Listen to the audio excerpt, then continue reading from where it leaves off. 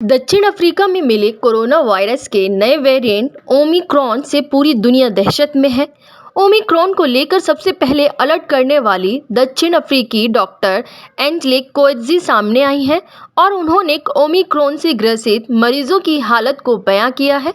Omicron को लेकर सबसे पहले आगाह करने वाली दक्षिण अफ्रीका की डॉक्टर एंजलिक कोएट्जी ने रविवार को कहा कि उसके दर्जनों मरीजों को नए वेरिएंट के संदेह में केवल हल्के लक्षण दिखाई दिए थे और अस्पताल में भर्ती किए बिना पूरी तरह से ठीक हो गए थे। साउथ अफ्रीकन मेडिकल एसोसिएशन के अध्यक्ष एंजलिक कोएट्जी ने समाचार एजेंसी एएफपी को बताया कि उन्होंने पिछले 10 दिनों में लगभग 30 मरीजों को देखा है जो कोरोना पॉजिटिव पाए गए थे, मगर उन सभी में कुछ अपरिचित यानी अलग तरह के लक्षण दिखे थे। उन्होंने कहा कि ये युवा मरीजों के लिए असामान्य था।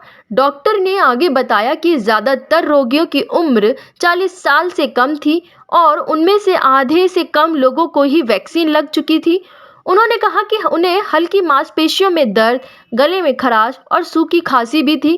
केवल कुछ का तापमान थोड़ा अधिक था। ये बहुत ही हल्के लक्षण थे जो कि उन वेरिएंट से काफ़ी अलग थे जिनके संक्रमण से शरीर में अधिक गंभीर लक्षण नजर आते हैं। साथ ही आपको बता दें कि एंजलिक कोएट्जी को जब 30 रोगियों में से 7 संदिग्ध मिले तब उन्होंने ही सबसे पहले 18 नवंबर को स्वास्थ्य अधिकारियों को इसकी सूचना दी थी और इसके बारे में बताया था कि इन रोगियों में जो लक्षण मिल रहे हैं वे डेल्टा से मेल नहीं खाते।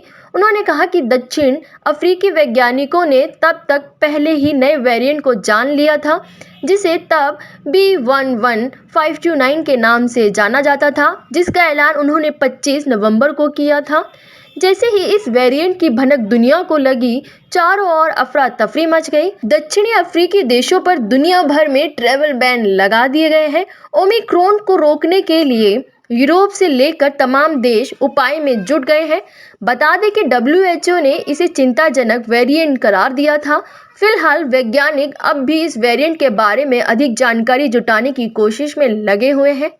डॉक्टर एंजलिक कोएट्जी ने कहा कि यह दुर्भाग्यपूर्ण है कि ओमिक्रॉन को मल्टीपल म्यूटेशन के साथ बेहद खतरनाक वायरस वेरिएंट बता दिया गया, जबकि इसकी संक्रामकता को लेकर अब तक कोई जानकारी नहीं मिली है। उन्होंने कहा कि ये हम नहीं कह रहे कि आगे कोई भी गंभीर बीमारी नहीं होगी, मगर यूरोप में पहले से बहुत से लोगों को वायरस अपनी चपेट में ले चुका है। उन्होंने कहा कि फिलहाल जिन लोगों ने वैक्सीन नहीं ली है उनमें हल्के लक्षण हैं। इसी तरह की खबरों के लिए बने रहें हमारे साथ ही चैनल को सब्सक्राइब करना ना भूलें। बुलंद भारत।